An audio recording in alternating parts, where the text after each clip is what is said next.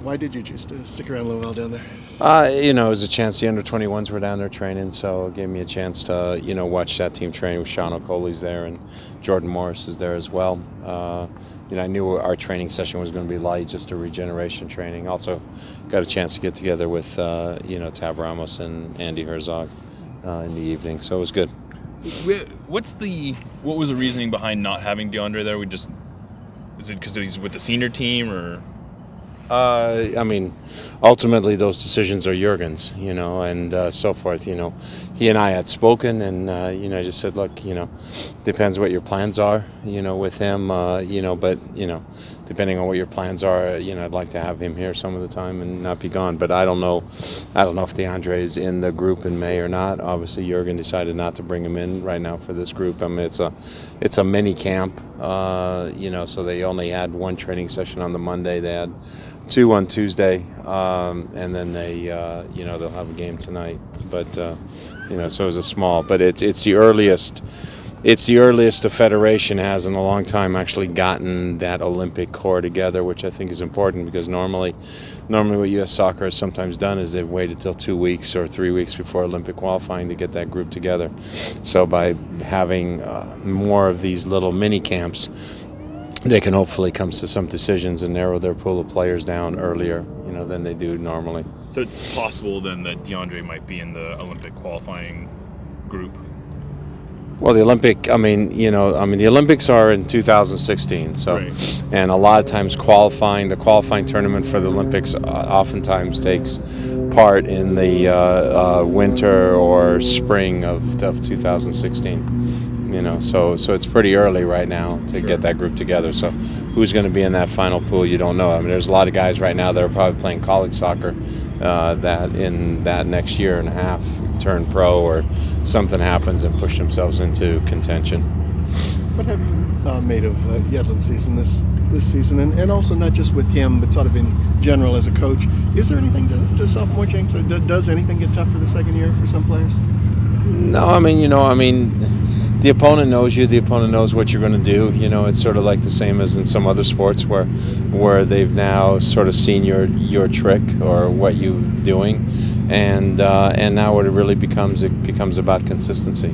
So and I think for him, I think he's been reasonably consistent. I don't, everybody's looking at, well, has he played as well as last year? Not as well. I think. He's being looked at with a little bit more of a critical eye than he was being looked at last year. He's not being looked at as DeAndre Yedlin, academy player, getting some time in the first team. He's now being looked at as DeAndre Yedlin, possible World Cup player. And so the eye becomes a little more critical, a little more demanding. But I think, we continue to talk to him. We continue to work with him. We continue to watch video with him. Ezra was working with him today at the end of training. And he'll continue to grow and improve. His appetite for the game is good, and his desire to want to get better is good. What is the return of? It looked like Evans is full in now, and what does that mean in terms of how you use him and what that means for the rest of the players around him? We'll see. We have a good squad, and we have some depth, and we have options. But we also know that we're going to lose Dempsey for a period of time and possibly lose Evans for a period of time and maybe DeAndre. So we have to have those options for us. And so it's a little bit on what we see in training and how guys perform and, how the mix is going to be for this weekend. We'll figure that out as we get a little closer to this weekend. Is there anything that Brad, though, allows you to do that maybe some of this is flexibility that, in the way he plays that changes what you're able to do out there? Obviously Pineda's played a lot in the middle of midfield. Brad gives us that option in the middle of midfield, and him and Ozzy have played a lot of games together. He gives us, somebody who's stronger in the air. Is heading somebody who, who has that ability and to see and make those late runs into the box. That's something that you don't necessarily get when Pineda's in the middle of midfield. But Brad's also shown, obviously he can play right back. He's shown he's capable of being able to play wide in midfield. We've played him there as well. So it all depends as to what we think is the right mix. What do you like about what Pineda brings in that partnership with Ozzy and what, his presence, how that affects, Ozzy's play in his role? Well, Pineda's experience is very helpful. I mean, he's an experienced player who's immersed into the game, and so what's really helped us a lot, especially losing Brad as we did as early.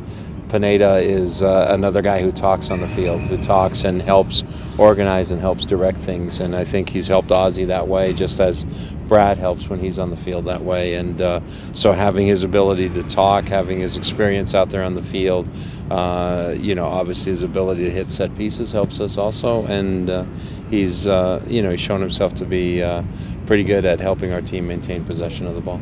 This is getting a little older now, but what did you think of the announcement of the league expansion into Atlanta, just the Southeast in general, and to the possibility that you'll be coaching at Yankee Stadium next year? Wow.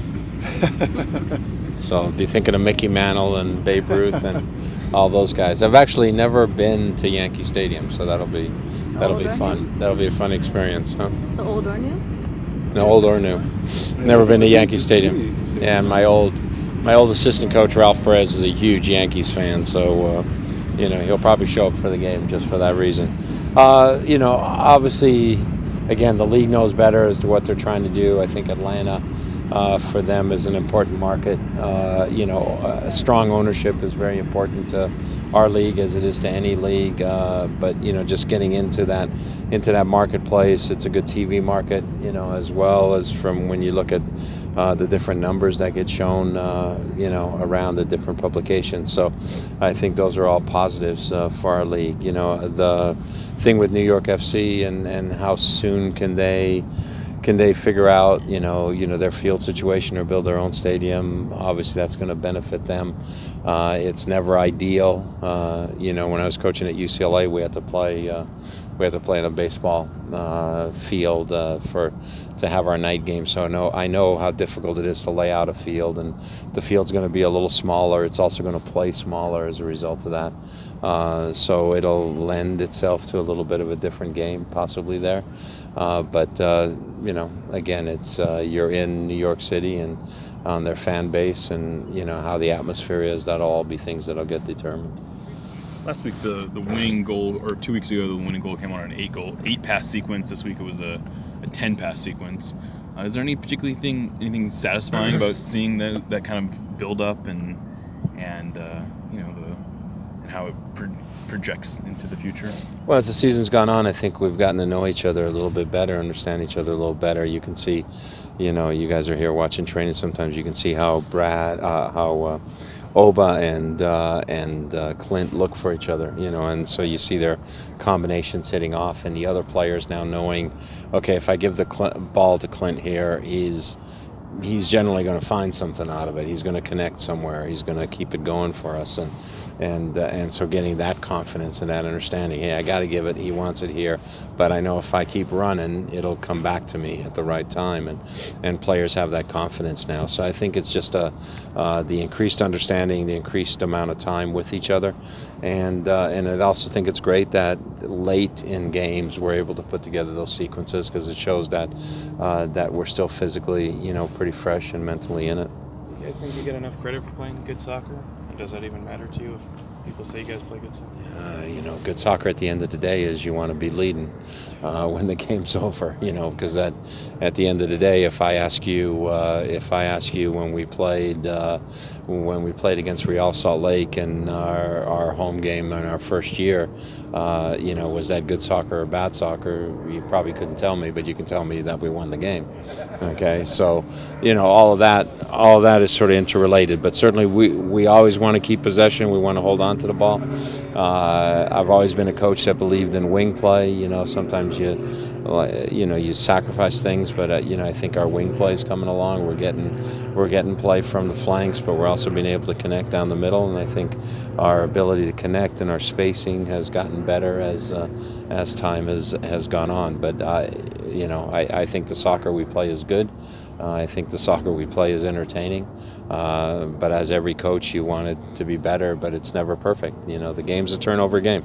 Every team turns it over, no matter how good you are, and it's how you react to that that's important. What have you seen from Pablo coaching Colorado?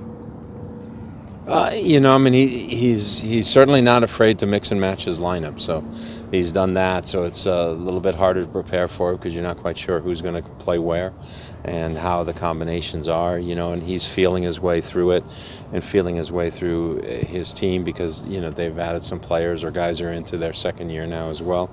And so his formation has changed a little bit over the weeks. But, he's an experienced guy. He's been around the league a long time. Has been international level as well.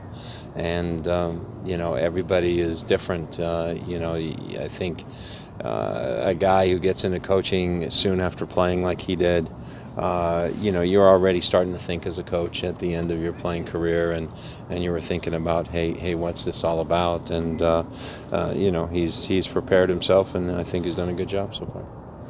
And I guess how is it, coming off a successful road trip that you've had to come back home where it seems like you've struggled oddly enough at home. Yeah, we want to transfer our road success into home success. I think the road trip was great. I thought the guys showed a lot of character and played well and came back on things. And now it's a matter of us doing the same things at home. Coming out with the same results at the end of the day because we want to show all our fans, that capability. But it's also something that's important for us as we try and move forward and get the points that we need to get into the playoff position that we want to get into. Certainly having a good home record is important. Do you know if Kevin had his surgery yesterday? Kevin Parsamy? Yeah, he did. Yeah, surgery went well.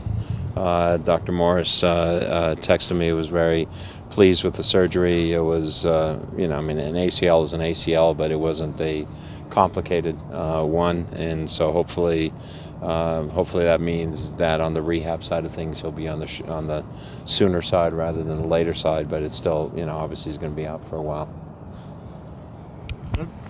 Thank you, guys. Let's go.